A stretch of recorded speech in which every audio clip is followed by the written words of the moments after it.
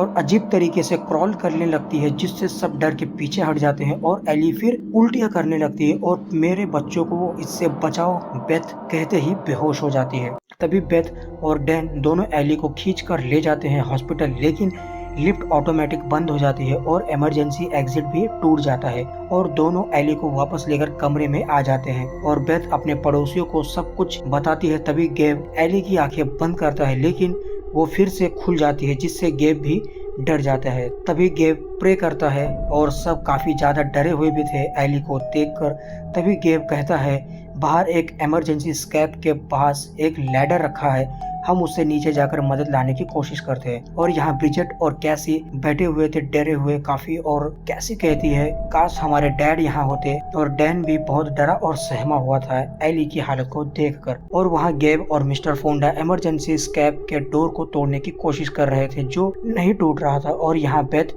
जो कि एली के पास बैठी होती है और बातें करती है मन बहलाने के लिए अपने बच्चों के बारे में और कुछ अतीत के बारे में। तभी पास में पड़े मोबाइल से एली के दिल में क्या चल रहा है, वो आत्मा क्या सोच रही है, उस मोबाइल में सुनाई देता है और अचानक मोबाइल टूट जाता है। तभी एली बेथ को घूर कर देखती है और अचानक से उठकर खड़ी हो जाती है, जिससे बेथ बहुत ज्यादा डर जाती है। लेकिन वो एली के पास जाती है और उसे छूती है तो उसे बहुत तेज बुखार चढ़ा होता है और सब एली को बाथ टब में नहलाने के लिए लेकर आते हैं और बाथ टब में डाल देते हैं। तभी अचानक से एली की आंखें उल्टी हो जाती है, खून जैसी लाल हो जाती हैं और बाथ टब में ही तड़पने लगती है और अचानक से हवा में दीवार पर लटक जाती है, जिससे सब डर जाते हैं। और ब्रिजेट कैसी को लेकर रूम में भाग जाती है और एली जोर से चिल्लाती है, जिसकी आवाज से पूरी बिल्डिंग गूंज जाती है। बाथ टब का पानी गर्म होकर उबलने लगता है और तभी वो अचानक टब में गिर जाती है और केकड़ी की तरफ बाहर निकलती है डरावनी सी हंसी और भयानक आंखें,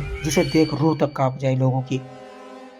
एली बेथ और डैन का पीछा करने लगती है, दोनों डरे हुए थे बहुत। और तभी एली बेथ पर हमला कर देती है चाकू से, जिससे बेथ घायल हो जाती है। तभी ब्रिजेट चिल्लाकर एली को रोकती है, जिससे वो बेथ को छोड़कर ब्रिजेट के पीछे पड़ जाती है और पास में पड़े ड्रिल मशीन को अपने ही सर में घुसा देती है, जिससे वो उसका खून लग जाता है मशीन में और फिर ब्रिजेट के चेहरे पर उसी मशीन से घाव कर देती है, ताकि उस शैतान का खून ब्रिजेट के शरीर में चला जाए। लेकिन वो शैतान उसे मार पाता उससे पहले डैन उसे बचा लेता है। अब चारों एली के निशाने पर थे और वो अपना शिकार चुनती है, उससे पहले गेब वहां आ जाता है और शैतान गेब पर हमला कर देती है बहुत भयानक और दर्दनाक तरीके से। उसकी आंखें ही नोच कर बाहर निकाल देती है, जिससे उसके बाकी पड़ोसियों की डर के मारे हालत खराब हो जाती है। और इस मौके का फायदा उठा के बेथ दरवाजा बंद कर देती है। एली बाहर से दरवाजा ठोकती है, खोलने की कोशिश करती है, लेकिन सभी दरवाजे को मजबूती से बंद कर देते हैं और फिर आवाज आना भी धीरे धीरे बंद हो जाता है। तभी बेथ बाहर देखती है दरवाजे के पीक होल से, वो उनके पड़ोसियों को भयानक तरीके से मार रही थी, जिसे बेथ बहुत डर जाती है। तभी बेथ खिड़की से बाहर चिल्लाकर मदद मांगने की कोशिश करती है, लेकिन कोई भी नहीं सुनता उसकी बात। और यहाँ ब्रिजेट डैन से कहती है कि तुम्हें नहीं लगता कि मॉम उस किताब की तस्वीर जैसी दिख रही है, जिससे डैन कहता है मेरी गलती नहीं है इसमें, जिसे ब्रिजेट और डैन आपस में लड़ने लगते हैं गुस्से में। फिर कैसी और बेथ दोनों शांत कराते हैं उन दोनों को। तभी डैन बेथ को वो किताब दिखाता है और उसके बारे में बताता है और यहाँ कैसी और ब्रिजेट बैठी होती है। ब्रिजेट भी काफी ज्यादा अजीब सी बर्ताव करने लगती है, जिससे कैसी भी बहुत डर जाती है। और यहाँ डैन बेथ को वो किताब खोल के दिखाता है और कैसी चुपके से ब्रिजेट को देखती है, जो अजीब हरकतें कर रही थी। और वहीं एली बाहर लोरी गा रही थी, जिससे कैसी आवाज सुन के वहाँ चली जाती है और डैन बेथ को बताता है उस रिकॉर्ड के बारे में जिससे ये सब कुछ हुआ था और कहता है कि ब्रिजेट बिल्कुल सही है, ये सब कुछ मेरी ही गलती है। और यहाँ ब्रिजेट का वो घाव अचानक से और बड़ा होने लगता है और अजीब सी आवाज और हवा के साथ उस किताब का पन्ना अचानक ही पलटने लगता है और ब्रिजेट के नाक से खून निकलने लगता है और वो किताब ठीक उसी जगह पर जाकर रुकती है जो अब ब्रिजेट के साथ होने वाला था। और यहाँ कैसी दरवाजे के पीक खोल के थ्रू अपनी मॉम को देखती है और एली यानी कि वो बहुत प्यार से कैसी को फुसला के दरवाजा खोलने के लिए कहती है। और वहाँ ब्रिजेट के मुंह से खून निकल रहा था, जब वो जोर से खांसती है तब उसके मुंह से खून के साथ साथ कीड़े मकोड़े निकलने लगते हैं। और यहाँ एली कैसी कैसी को दरवाजा खोलने के लिए मना ही लेती है और जैसे ही कैसी दरवाजा खोलती है, एली दरवाजे के अंदर हाथ डालकर उसका गला पकड़ लेती है और वो जोर जोर से चिल्लाने लगती है। तभी डैन और बेथ भाग कर आते हैं और जैसे तैसे कैसी को बचा लेते हैं और दरवाजा फिर से बंद कर देते हैं। और कैसी अपनी गलती के लिए डैन से माफी मांगती है और वहीं वो आत्मा बेथ को गंदी गंदी गाली देती है बाहर से। वहीं बेथ भी उसे गाली देती है चिल्ला के। तभी सब कुछ शांत हो जाता है। बेथ डैन और कैसी को कमरे में जाने के लिए कहती है और दोनों एक दूसरे का हौसला बढ़ाते हैं। तभी एक आवाज आती है टूटने फूटने की। बेथ अगर देखती है कि ब्रिजेट किचन के ऊपर चढ़कर बैठी होती है और कांच का ग्लास खा रही थी, उसके ऊपर भी अब वो आत्मा हावी हो चुकी थी। तभी ब्रिजेट बेथ के ऊपर ठोकती है जिससे बेथ गिर जाती है और ब्रिजेट चाकू लेकर उस पर हमला कर देती है और आलू की तरह उसके पैर की चमड़ी को छील देती है। और तभी बेथ पास में पड़े कुकर से उसके सिर पर पट से हेडशॉट मार देती है और वो गिर जाती है। तभी डैन अचानक से आता है और ब्रिजेट अचानक उठकर पीछा करने लगती है उसका। और यहाँ एली चिल्लाती है बाहर से और ब्रिजेट एक कमरे में आती है जहाँ कैसी बैठी हुई थी और वो उस पर हमला करती है और कैसी लोहे के रॉड को ब्रिजेट के मुंह में घुसा देती है। और पीछे से डैन और बेथ ये सब देखते हैं, लेकिन ब्रिजेट वो रॉड अपने मुंह से निकाल कर खुद ही गिर जाती है। और इस हादसे से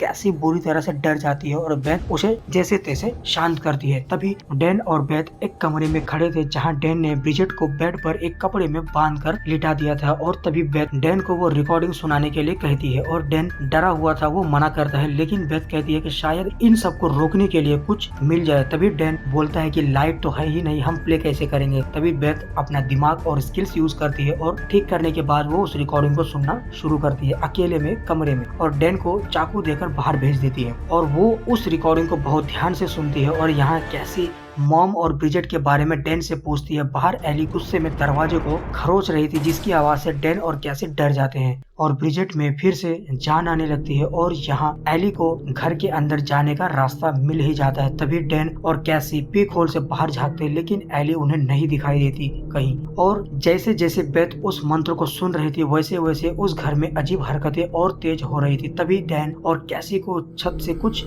आवाजें आती हैं और वो उसका पीछा करते हैं और डरे हुए भी थे बहुत।